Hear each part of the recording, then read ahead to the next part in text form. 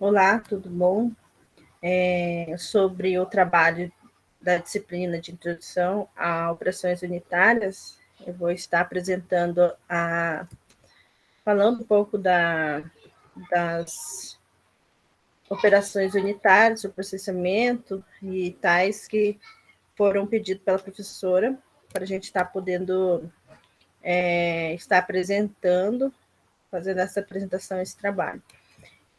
Então, para eu dar início, eu quero aqui apresentar a introdução. As operações unitárias são o processamento de alimentos, né, que envolve uma combinação de procedimentos que atinge as modificações desejadas das matérias-primas, no caso. Então, cada operação ela possui um efeito específico, vamos dizer assim, identificável e previsível no alimento. Então, a operações unitárias ela veio para que a gente estudássemos, né, para nos dar essas orientações desse processamento no alimento. Então, ela vai atingir as modificações das matérias-primas, com cada um com um efeito específico. Então, aqui dando continuidade, identificável e previsível no alimento. Então, o que eu acabei de falar, cada alimento vai ter sua especificidade nas suas modificações desejadas. A combinação e a sequência das operações determinam a natureza final do produto elaborado. Então, qual é o objetivo, né, desses processamentos que ocorre durante todos esses processos nas alimentações em geral? Então, é aumentar o período durante o qual o alimento permanece adequado para o consumo, vida de prateleira. Nós sabemos que o consumidor hoje ele tem prezado muito pela boa qualidade do alimento, de maneira que muitas das vezes consome, né? A vida de prateleira, então, é muito importante. Aumentar a variedade da dieta inclui a modificação da forma do alimento para o consumo ou para permitir outros processamentos. Então, esse é um dos objetivos, primeiro objetivo. E um outro objetivo é aumentar a praticidade na preparação doméstica, nas refeições e a facilidade de consumo em locais distantes, inclui pratos prontos. Então, é uma grande verdade, né? Esse quesito que a população hoje ela tem se adaptado, ela tem escolhido, né, uma refeição mais rápida por conta do trabalho, da correria do dia a dia. Às vezes não dá tempo de chegar em casa, preparar alguma coisa mais de longo período. Então, aí as pessoas ela optam em consumir aqueles alimentos que são de pratos mais rápidos, né? Vamos dizer assim. Optam em escolher e se alimentar desses alimentos mais práticos.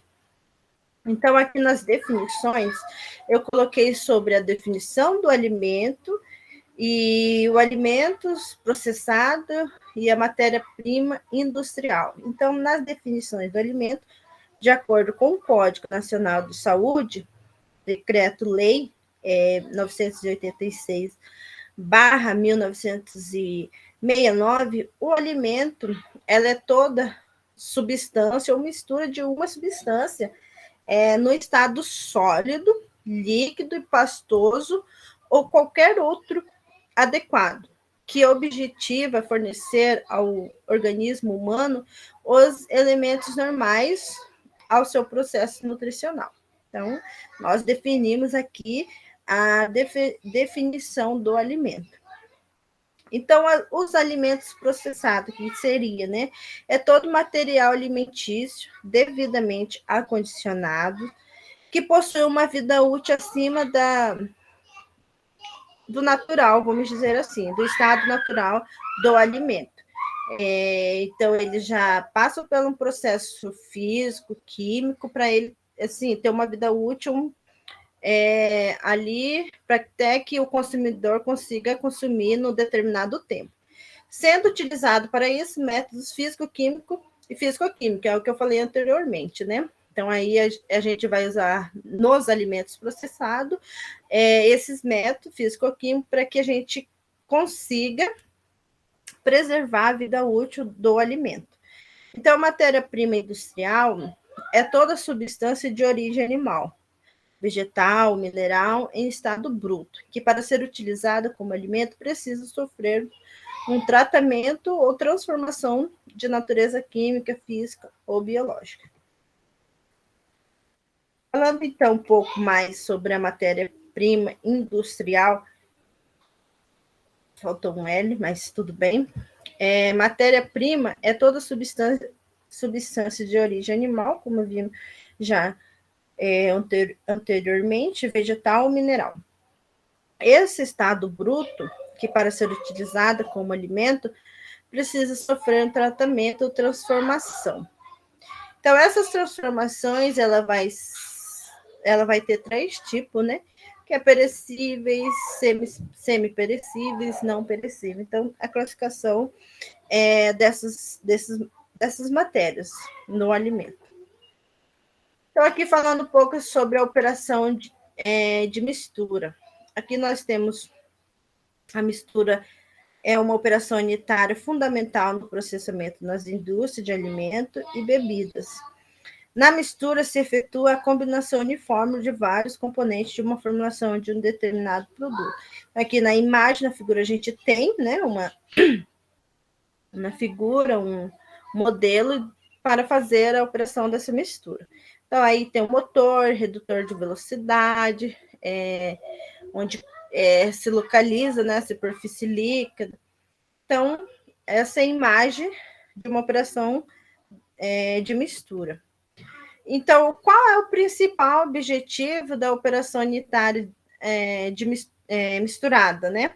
É promover a transferência de massa entre sólido e líquido ou reações químicas entre os ingredientes da formulação, manter os componentes dispersos uniformemente para evitar a decantação, cristalização, aglomeração. Dissolução adequada das partículas sólidas, onde contém açúcar, sal, amidos, né, nos componentes líquidos, estabelecer uma distribuição das partículas uniforme quando o produto for transferido para a próxima operação unitária. Então, esses são os itens principais do objetivo da operação unitária dentro da misturada. Operação de redução de tamanho. Então, em muitos processos nas indústrias de alimentos, pode haver a necessidade de reduzir o tamanho dos alimentos sólidos, utilizando para isto forças mecânicas através de equipamentos próprios para isso. Essa redução pode vir a dar origem a um produto como farinha a partir de grãos de milho e trigo, ou preparar o alimento para a próxima operação, como no caso de sucos de fruta e de legumes. Então, em geral, os principais equipamentos utilizados para esta operação são trituradores de rolos, moinhos de martelo, de disco, coloidal, de bolos ou de barras. As forças mecânicas utilizadas por esses equipamentos são as de compressão, impacto e cisalhamento, onde nós estudamos o cisalhamento anteriormente nas aulas passadas.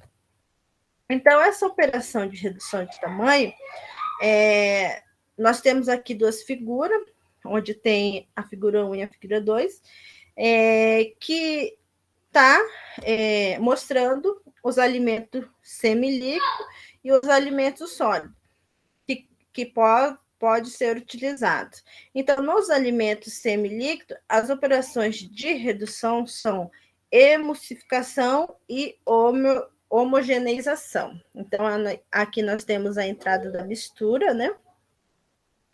E aqui a emulsão final desses alimentos semilíquidos.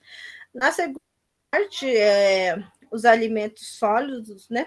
As operações de redução são a moagem, ela vai partir da moagem, triturar, né? Fazer a trituração e, por fim, o esmagamento desse produto. Então, a operação filtração é uma operação unitária, cujo propósito é a separação de um produto insolúvel presente em suspensão líquida, passando a suspensão através de uma membrana de poros que retém as partículas sólidas. Na filtração, é formada uma camada como o bolo e o líquido que passa através dos poros da membrana e não contém sólidos. É chamado de filtrado. Então, aqui nessa imagem, nós temos a filtração. Quando a operação começa, algumas partículas ficam retidas por aderências e tem início a formação da torta, que é o verdadeiro leito poroso promotor da separação. Então, a gente tem aqui o modelo da filtração, onde faz esse processo de filtrar esses produtos. Então, filtração por osmose. Nada mais ou ultrafiltration, né? Acho que é assim que fala em inglês. São ambas operações unitárias em que a água e algum soluto em uma solução são seletivamente removidas através de uma membrana semipermeável. Então, a maior aplicação na indústria do processamento de alimento de osmose inversa é na concentração e recuperação de subprodutos, da produção de queijos, exemplos, né? Também na filtração do leite para a alteração da lactose na fabricação de sorvetes. Centrifugação. Há duas aplicações principais de centrifugação, que é a separação de líquidos, né, não immiscíveis. O líquido mais denso move-se para as paredes do recipiente e o mais leve para a parte anelar mais interna da centrífuga. E separação de sólidos de líquidos. Então, essa é a nossa bibliografia, de onde a gente conseguiu tirar esses trabalhinhos, né? Essa apresentação. E eu acho que é isso.